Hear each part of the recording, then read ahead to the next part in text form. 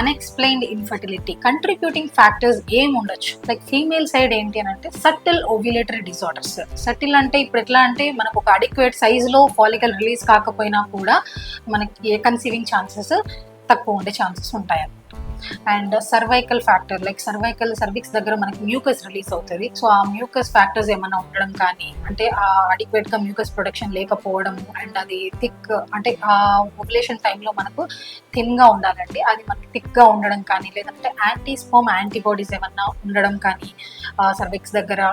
So ఇలాంటివి ఏమన్నా ఉన్నా కూడా ఫ్యాక్టర్స్ మనకి కన్సీవ్ అయ్యే ఛాన్సెస్ తగ్గుతాయి అన్నట్టు. స్పర్మ్ సైడ్ ఏంటంటే లైక్ క్యాట్స్పర్ జీన్ మ్యూటేషన్, అంటే లైక్ జెనెటిక్ డిఫెక్ట్స్ ఉంటాయండి స్పర్మ్ కి. అదేంటంటే అది జోనా పెల్లుసిడా, ఇప్పుడు మనకి ఎగ్ కి పైన ప్రొటెక్టివ్ షెల్ ఉంటుంది జోనా పెల్లుసిడా అనేసి, ఆ జోనా పెల్లుసిడాని పియర్స్ చేయాలన్నమాట.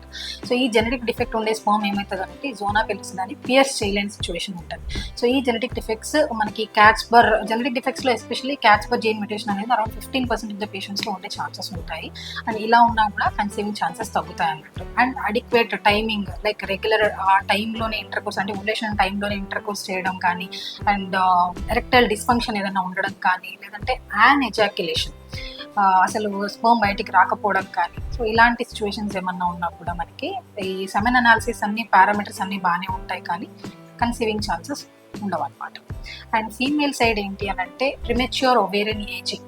సో ఏమవుతుంది అంటే మనకి ఎగ్ కౌంట్ బాగా తగ్గిపోవడము, and oocyte quality, egg quality సరిగా లేకపోవడము, అండ్ క్యావిటీ అబ్నార్మాలిటీస్. మనకి ఎంబ్రియో ఎక్కడైతే, ఇప్పుడు ఇది గర్భసంచి అనుకుంటే మనకి ఎంబ్రియో లోపల అతుక్కోవాలన్నమాట. గర్భసంచి లోపల 8 మిల్లీమీటర్స్ 7 to 8 మిల్లీమీటర్స్ వరకు మనకు ఒక పొర ఏర్పడుతుంది. సో ఆ పొర దగ్గర వెళ్ళి ఇది అతుక్కోవాలన్నమాట ఎంబ్రియో. సో అక్కడ ఆ క్యావిటీ, అంటే ఈ లోపల ఎక్కడైతే మనకి ఎంబ్రియో ఉండాలో అతుక్కోవాలో ఆ ఏరియాలో మనకు క్యావిటీ సరిగా లేకపోవడం కానీ. సో ఇలాంటి ఫ్యాక్టర్స్ ఏమన్నా ఉన్నా కూడా కన్సీవ్ అయ్యే ఛాన్సెస్ తగ్గుతాయి అన్నట్టు. And endometriosis, like mild to moderate disease. దీంట్లో గ్రేడ్స్ ఉంటాయండి, మైల్డ్, మోడరేట్, సివియర్ అనేసి. సో ఏంటంటే mild to moderate disease endometriosis మనము డైరెక్ట్గా ఇప్పుడు మన స్కాన్స్లో కానీ వాటిలో కూడా డయాగ్నోస్ చేయడం కొంచెం ఇబ్బంది అవుతుంది అన్నట్టు.